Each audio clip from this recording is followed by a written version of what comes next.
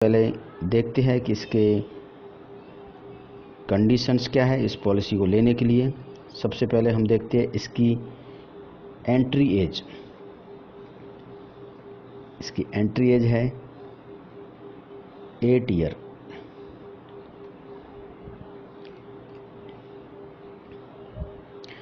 Maximum entry as के लिए हम एक चार्ट बनाएंगे, क्योंकि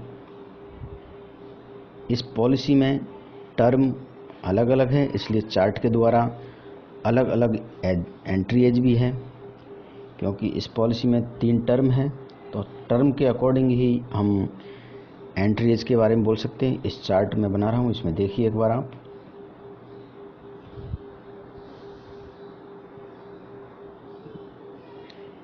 टर्म यदि 16 ईयर्स की हमने दी है,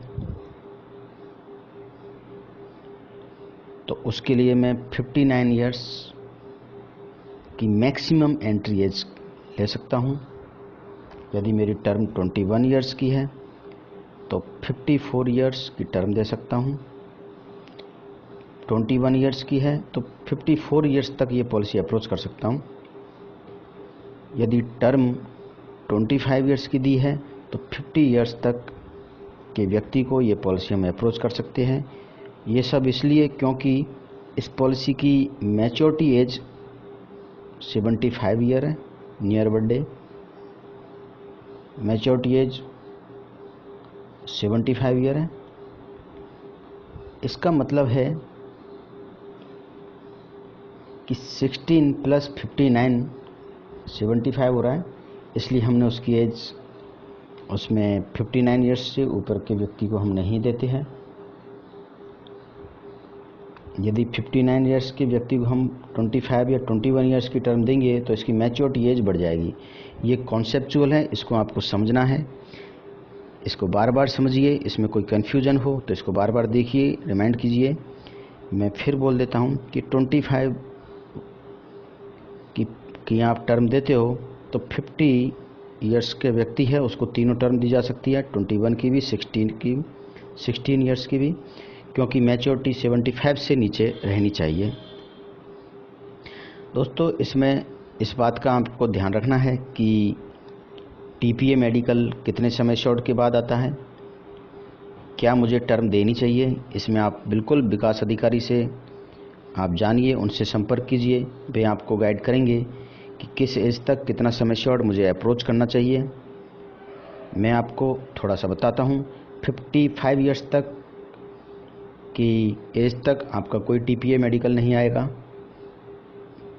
55 ईयर्स तक आप बिना टीपीए के 2 लाख तक का समय शॉर्ट आप दे सकते हो। इसके बारे में हम ज़्यादा जानकारी टीपीए रूल्स में देखेंगे और इसकी अलग से हम वीडियो देखेंगे कि कितना केस कितने समय शॉर्ट तक बिना टीपीए या बिना मेडिकल के हम निकाल सकते हैं केस को। लेकिन यहाँ पर आप इन बातों की जानकारी अपने विकास अधिकारी से ज़रूर लीजिए और वे आपको ज़रूर ये गाइड करेंगे कि मुझे कितना समय शॉर्ट और कितने टर्म की पॉलिसी किस समय देना चाहिए। इसके बाद में हम देखते हैं नेक्स्ट पॉलिसी टर्म, क्योंकि पॉलिसी टर्म के अकॉर्डिंग इस पॉलिसी में प्रीमियम पेइंग टर्म कम रहती है। इसे हम एक चार्ट के द्वारा फिर समझते हैं।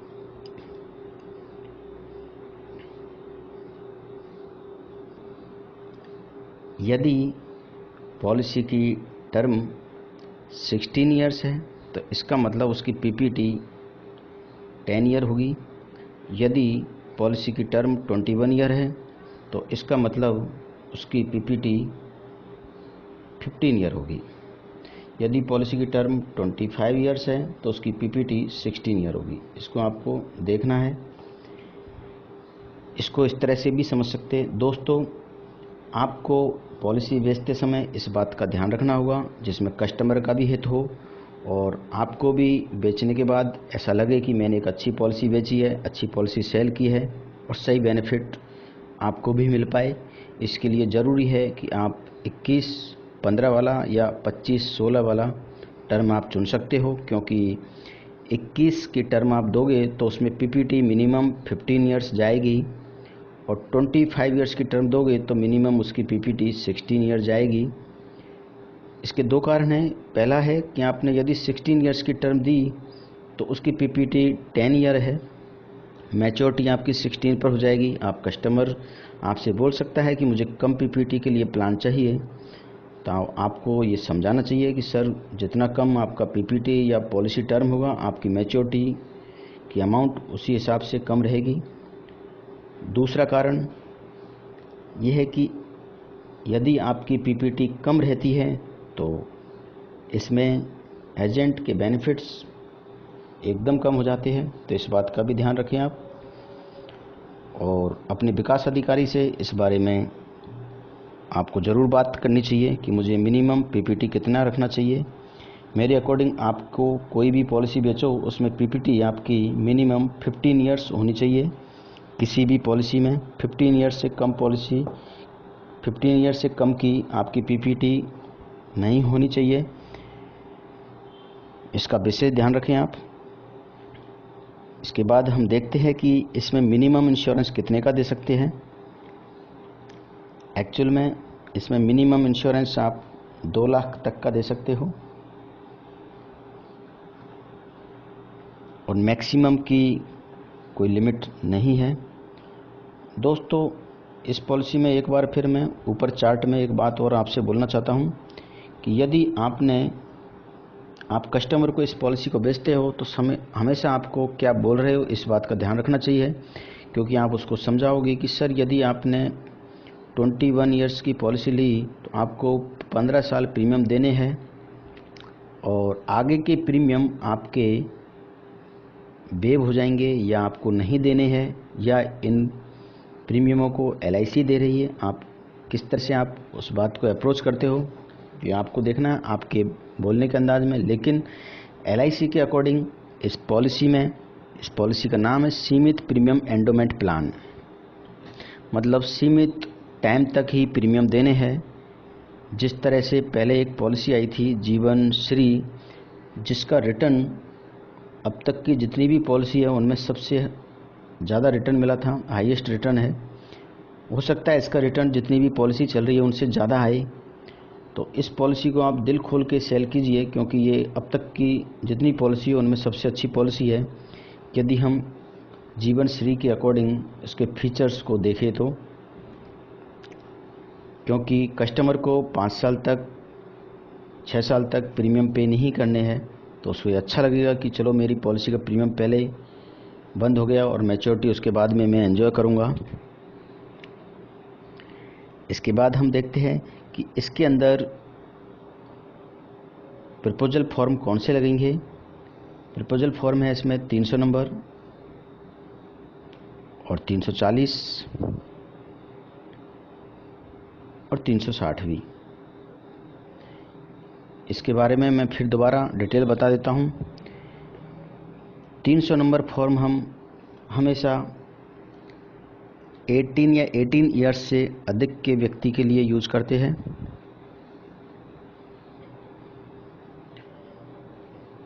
340 11 to 17 तक के बच्चे के लिए यूज करते हैं, और 360 हम बिलो 10 ईयर के बच्चे के लिए यूज करते हैं। कुछ लोग बोल सकते हैं कि मुझे इनको याद करने में थोड़ी प्रॉब्लम होती है, उनके लिए मैं बता देना चाहता हूं कि इसे किस तरह से याद किया जाए। सबसे बड़ा फॉर्म है यहाँ पर 360, 340 में से 360 नंबर सबसे बड़ा है।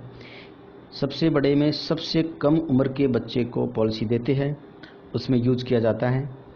मतलब 0 से 10 ईयर्स तक बच्चे की एज है, उसको इस फॉर्म को यूज करेंगे। मतलब यह है कि सबसे बड़ा फॉर्म और सबसे कम एज के बच्चों के लिए यूज करना है, और सबसे छोटा फॉर्म नंबर 300 नंबर और सबसे बड़े व्यक्तियों के लिए यूज करना है, मतलब 18 प्लस अबव। तो इस तरह से 340 मीडियम है, बीच में है। तो मुझे लगता है कि आप इसको अच्छी तरह से याद कर पाओगे, क्योंकि इनको याद करना, इनको क्लियर रखना ही आपके अच्छे भविष्य के लिए, आपके अच्छे काम करने के लिए ज़रूरी है। इसलिए कोई कन्फ्यूजन हो तो इसको बार बार देखो आप, जिससे आपकी कॉन्सेप्ट क्लियर हो जाए। इस पॉलिसी पर क्या हमें लोन मिल सकता है, ये भी आता है। बिल्कुल आपको इस पॉलिसी पर लोन मिलेगा। जैसे ही पॉलिसी के 3 इयर्स आप कंप्लीट करोगे, उसके बाद में लोन के लिए एलिजिबल होगे, बिल्कुल लोन मिलेगा। बैकडेटिंग, ये पॉलिसी बैकडेट भी की जा सकती है। बैकडेट करने के 2 फायदे हैं। सबसे पहले तो बैकडेट आप उसी फाइनेंस ईयर के अंदर कर सकते हैं।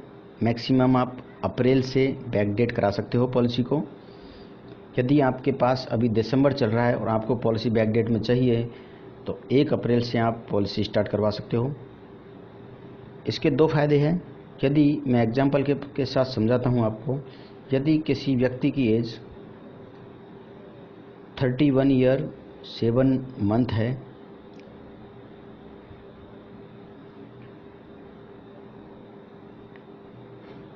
तो सिस्टम इसका नियर बर्थडे के अकॉर्डिंग 32 एज कैलकुलेट करेगा और 32 ईयर एज के अकॉर्डिंग प्रीमियम कैलकुलेट होगा और ये प्रीमियम आपको मैच्योरिटी तक पे करने होंगे। यदि इस पॉलिसी को मैं 2 महीने बैक करता हूँ या 1 महीने बैक करता हूँ, तो उसके अकॉर्डिंग यदि 2 महीने बैक करता हूँ तो एज आती है 31 ईयर 5 मंथ और सिस्टम इसे कैलकुलेट करेगा 31 ईयर।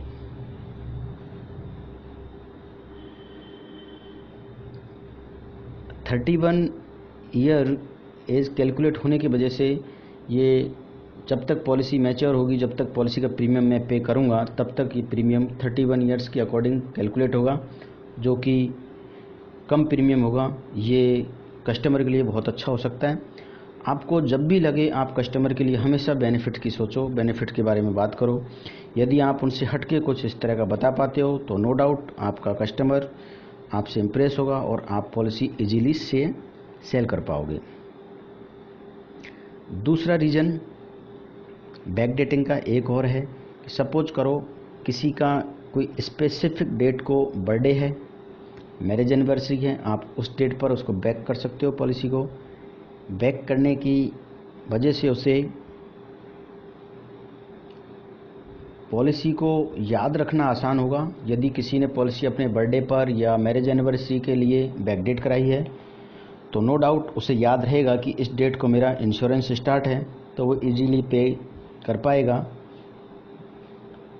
ऐसे रियली ये आपका काम है कि आपको कस्टमर को समय समय पर पॉलिसी के बारे में उससे बताइए, उससे इन्फॉर्मेशन दीजिए कब आपका प्रीमियम पेइंग टर्म है और कब आपकी पॉलिसी में प्रीमियम पे करना है। बैकडेट करने के लिए बैकडेट इंटरेस्ट बिल्कुल कस्टमर को देना होगा, जो कि 9.5% है। हो सकता है समय के साथ चेंज हो या कम हो या ज़्यादा हो। आज की डेट में 9.5% है बैकडेट इंटरेस्ट, लेकिन इसका लाभ उठाना चाहिए।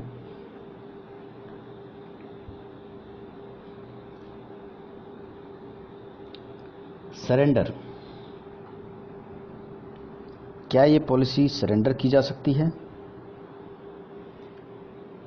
कभी भी मैं इसको सपोर्ट नहीं करूंगा कि पॉलिसी सरेंडर करवानी चाहिए, क्योंकि ये एक एंडोमेंट प्लान है और कोई यूनिट लिंक प्लान नहीं है।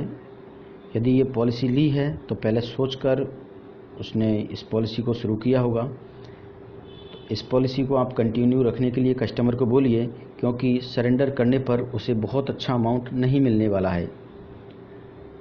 सरेंडर करने पर उसे काफ़ी कम अमाउंट मिलता है, इसलिए इस पॉलिसी को कंटिन्यू करने के लिए बोलिए। लेकिन फिर भी कोई व्यक्ति सरेंडर करना चाहे तो उसको सरेंडर फैक्टर के अनुसार सरेंडर अमाउंट मिलेगा। मान लो 3 इयर्स के बाद में सरेंडर करता है तो उसे 30% ऑफ प्रीमियम उसे मिलेंगे। और यदि 3 साल से पहले वो सरेंडर करने की सोचता है तो ये सरेंडर नहीं हो सकती। 3 साल पॉलिसी मिनिमम उसे चलानी होगी। और यदि उसे ऐसी फाइनेंशियल प्रॉब्लम आती है तो आपको हेल्प करना चाहिए कि किसी कारण से बोलता है कि मुझे पॉलिसी सरेंडर करनी है, तो आप उसे इमीडिएट उसके शुभचिंतक बन के उससे बात कीजिए और उसको बताइए पॉलिसी सरेंडर करने की बजाय आप पॉलिसी पर ही लोन दिला दीजिए उसे। उस लोन के अमाउंट से वो अपना प्रीमियम भी पे कर सकता है और उसको कोई फाइनेंशियल प्रॉब्लम हुई है तो उसमें भी आप उसकी बहुत अच्छी हेल्प कर सकते हो। तो इस बात का बिल्कुल ध्यान रखें कि पॉलिसी आपको सरेंडर नहीं होने देनी है और कस्टमर को पूरे बेनिफिट मिलते रहे, इस चीज़ का बिल्कुल ध्यान रखिए। अभी मैं बात करूंगा मैच्योरिटी बेनिफिट। उससे पहले मैं आपको बताना चाहूँगा, in case of policy lapse हो जाती है तो FUP date, first unpaid premium, in case of policy lapse हो जाती है तो आपको FUP डेट से 2 साल के अंदर पॉलिसी को रिवाइव करा लेना चाहिए। रिवाइव का मतलब पॉलिसी को दोबारा शुरू करा लेना चाहिए, नहीं तो आपने जितने भी प्रीमियम पे किए हैं, यदि आपने 3 साल तक प्रीमियम पॉलिसी नहीं पे किए तो आपका अमाउंट 0 हो जाएगा। और यदि आपने पॉलिसी 3 साल से ऊपर कम से कम चलाई है और उसके बाद में पॉलिसी लैप्स होती है और 2 साल तक आप प्रीमियम जमा नहीं कराते हैं तो पॉलिसी को रिवाइव नहीं करा सकते। आपको एक अमाउंट तो मिलेगा लेकिन आप पॉलिसी को रिवाइव नहीं करा सकते, पॉलिसी लैप्स हो जाएगी, पेड अप में चली जाएगी। इसलिए इस बात का ध्यान रखें। रिवाइवल सभी पॉलिसियों में सेम है। पॉलिसी लेने के बाद में पॉलिसी मिनिमम 3 साल चलनी चाहिए तो उसको एक सरेंडर वैल्यू मिलती है, नहीं तो उसको सरेंडर वैल्यू नहीं मिलती। और रिवाइवल 2 साल के अंदर हो जानी चाहिए FUP डेट से। इसके बाद हम बात करते हैं प्रीमियम मोड। आपके पास में सभी अवेलेबल है। Mode of premium yearly, half yearly, quarterly और मंथली। मंथली में ECS या SSS, सैलरी सेविंग स्कीम, ये मोड आप पॉलिसी में अवेलेबल करा सकते हो। इस पॉलिसी में आप सम एश्योर्ड मिनिमम 2 लाख दे सकते हो और सम एश्योर्ड में को बढ़ाना हो तो 10 लाख के मल्टीपल में आप इसको 10,000 के मल्टीपल में इसको आप बढ़ा सकते हो। अब आप सोच रहे होंगे कि जब ये पॉलिसी इतनी अच्छी है तो इसका क्या मैच्योरिटी भी इतना अच्छा होगा?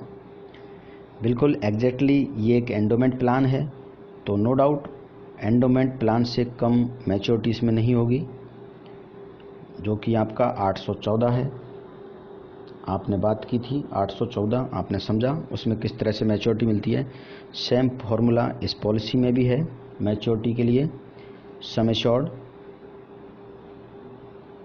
मैच्योरिटी के लिए sum assured plus bonus plus FAB if any आपको मिलेगा। इसका मतलब है कि मैं एक एग्जांपल के साथ में आपको बताता हूँ। मान लो 10 लाख की पॉलिसी किसी को अप्रोच की है आपने, तो सम एश्योर्ड आपका 10 लाख मिलेगा ही मिलेगा प्लस बोनस और FAB। यहाँ पर मैं अभी आपको एक बार बोनस किस तरह से कैलकुलेट करते हैं इसका फॉर्मूला एक बार बता देता हूँ। Sum assured into bonus rate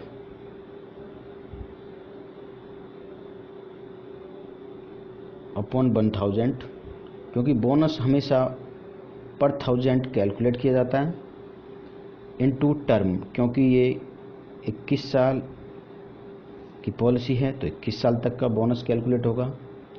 जितनी भी टर्म हो उसके अकॉर्डिंग हमें बोनस कैलकुलेट करेंगे हम।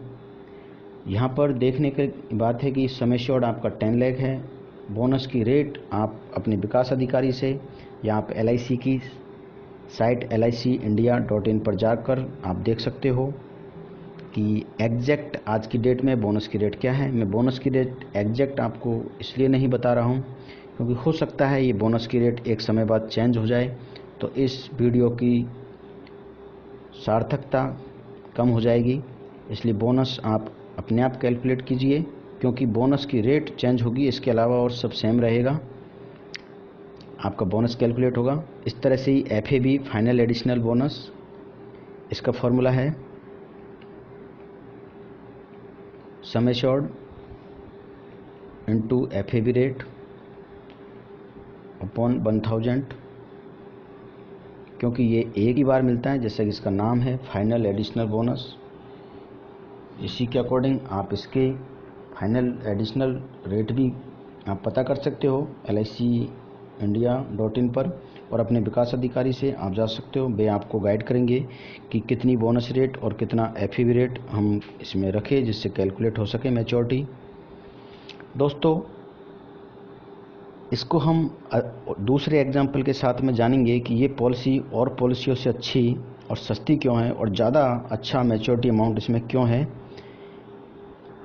मैं एक एग्जाम्पल लेता हूँ 10 लाख के सम एश्योर्ड के लिए ही।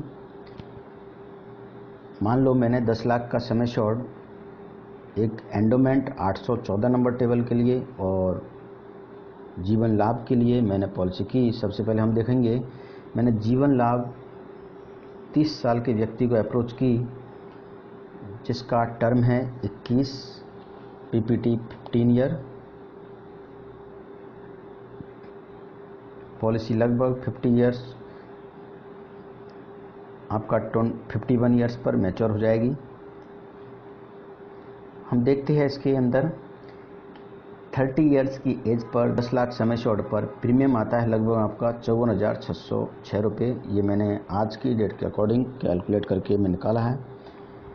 पर ईयर ये प्रीमियम है। इसका मतलब पॉलिसी टर्म में लगभग 8,20,000 प्रीमियम पे करेगा कस्टमर।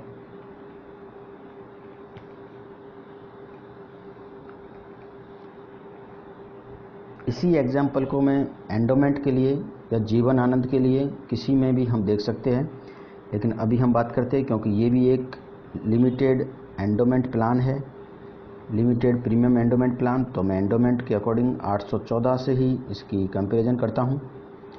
इसमें हम देखते हैं सेम 30 ईयर्स की एज पर, सेम सम एश्योर्ड पर। सबसे पहले मैं देखता हूँ यदि PPT 15 ईयर्स हो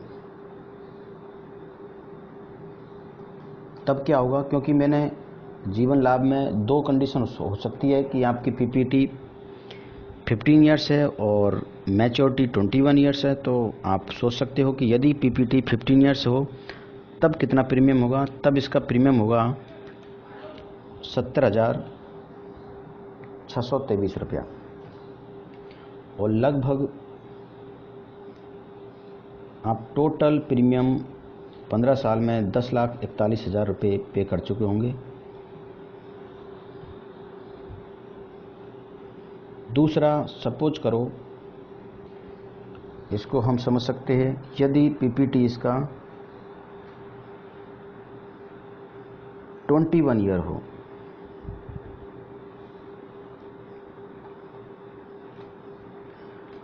तब मैं लगभग प्रीमियम, टोटल प्रीमियम 9,86,000 रुपये पे कर चुका हूँ।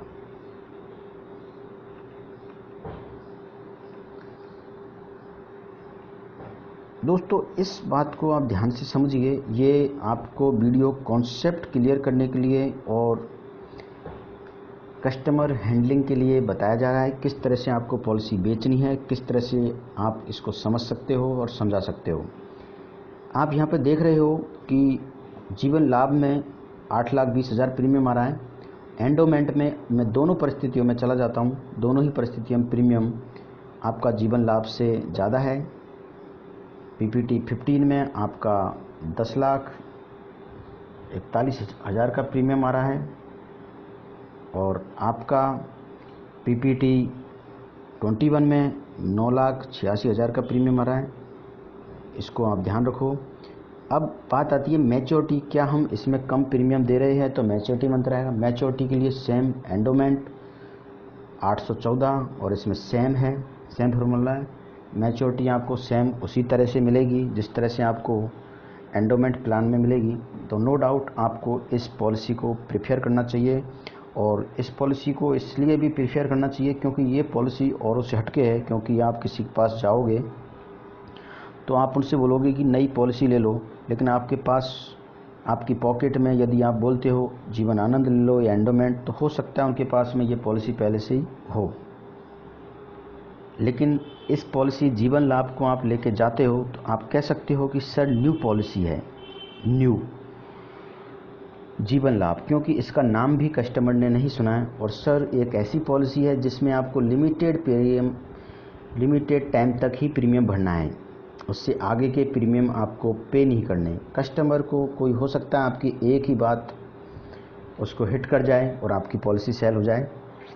तो दोस्तों इस बात का आप बार बार प्रैक्टिस कीजिए कि मुझे कस्टमर से क्या बोलना है, किस तरह से अप्रोच करना है, क्योंकि ये अपने आप में बहुत बड़ा लाभ आपको मिलने वाला है कि जीवन लाभ पॉलिसी ही उसने पहली बार चुनी है, क्योंकि इस नाम से कोई पॉलिसी पहले नहीं थी। तो उससे बोल दिए सर ऐसी पॉलिसी है जिसमें लाभ ही लाभ मिलने वाला है और कम प्रीमियम दे के सेम बेनिफिट आपको मिलने वाले हैं। अब हम इस तरह से इस पॉलिसी को सेल कर सकते हैं, लेकिन इसके साथ में हम दूसरा पॉइंट डिस्कस कर लेते हैं। इन केस ऑफ डेथ होती है, क्योंकि इस पॉलिसी में आपको आप DAB and disability benefit rider, दोनों राइडर इसमें आपके पास अवेलेबल है। And disability benefit rider, in case of accidental death होती है तो उस केस में कस्टमर को एक सम एश्योर्ड और एक्स्ट्रा मिलेगा।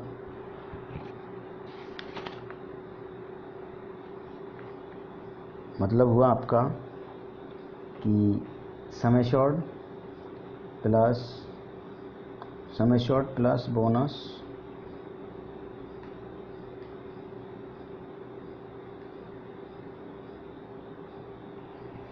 इस तरह से आप देख सकते हो कि 2 into sum assured plus bonus आपको मिलेगा। मैं इसको दोबारा से आपको लिखता हूँ नेक्स्ट पेज पे, क्योंकि शायद प्रिंट सही नहीं आ रहा है।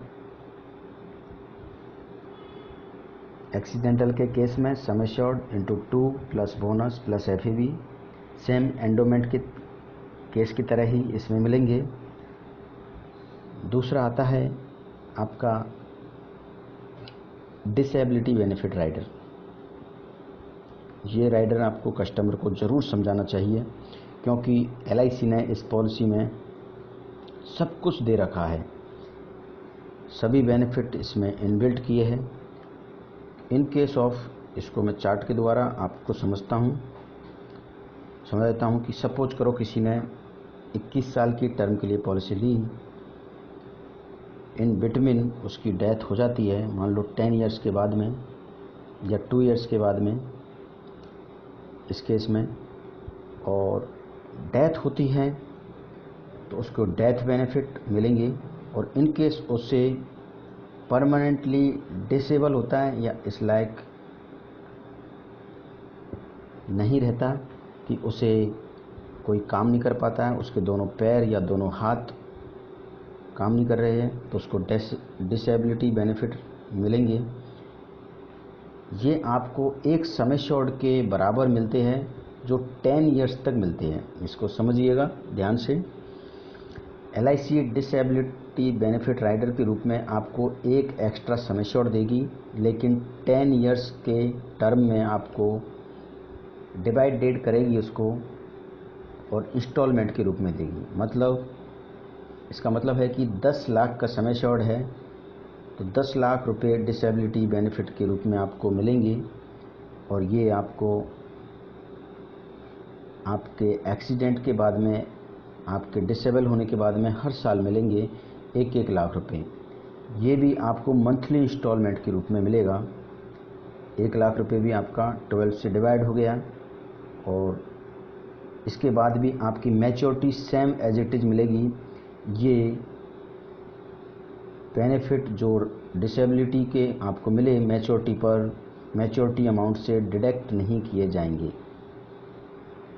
ये सबसे बड़ी बात है कि इसमें आपके मैच्योरिटी बेनिफिट से सेम मिलेंगे, और दूसरा आपकी प्रीमियम भी वेव रहेंगे, क्योंकि आप इस लायक नहीं रहे हो कि आप प्रीमियम पे कर पाओ या कोई इनकम जनरेट कर पाओ, तो आपकी प्रीमियम वेव हो जाएंगे आगे के। मित्रों, इस बेनिफिट्स को आपको कस्टमर को बताना चाहिए, क्योंकि जीवन लाभ में ऐसा कोई बेनिफिट नहीं है जो इसमें नहीं डाल रखा है। यदि बेनिफिट है तो उनको आप क्लियर कस्टमर को बताइए, तभी आप पॉलिसी सेल कर पाओगे। क्योंकि आज की डेट में मार्केट में यदि आप प्रॉपर तरीके से पॉलिसी सेल करते हो, प्रॉपर तरीके से बताते हो, तो LIC के अलावा कोई ऐसा और दूसरा ऑप्शन नहीं है जहां पर कस्टमर अपना पैसा डालना चाहेगा, क्योंकि सबसे सेफेस्ट जगह है LIC। क्योंकि वो देखता है, मैं कहता हूं और आप भी इस बात को मानते हो कि LIC एक बहुत बड़ी ब्रांड है। बैंक से ज़्यादा सेफेस्ट जगह है आपकी LIC ऑफ इंडिया। तो कस्टमर को जब तक आप बेनिफिट नहीं बताओगे, प्रॉपर बात नहीं करोगे, तब तक वो पॉलिसी नहीं ले पाएगा। तो उसको प्रॉपर आप गाइड कीजिए, प्रॉपर बताइए। इसी के साथ मैं कहना चाहूँगा, यदि आपको वीडियो अच्छी लगी तो इसको लाइक कीजिए और हमें सब्सक्राइब कीजिए, जिससे मैं आगे आपको फ्री में और वीडियो उपलब्ध करा पाऊँ। आप देख रहे हो ये LIC कस्टमर केयर चैनल पर। ज़्यादा जानने के लिए आप और इन्फॉर्मेशन जानने के लिए, पॉलिसी का सर्कुलर देखने के लिए आप LIC इंडिया की साइट पर विजिट कर सकते हो।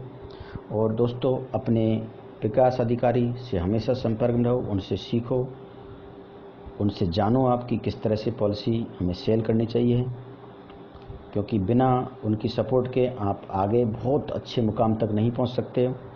यदि आपके साथ में डेवलपमेंट ऑफिसर का हाथ है, उनका सपोर्ट है, तो आप अपना काम बहुत सुचारू रूप से कर पाओगे। और इस फील्ड में वे आपके गुरु है, वे आपसे ज़्यादा जानते हैं, तो आपको ब्लाइंडली उनको फॉलो करना चाहिए। बिल्कुल अपने पुराने नॉलेज को, पुरानी बातें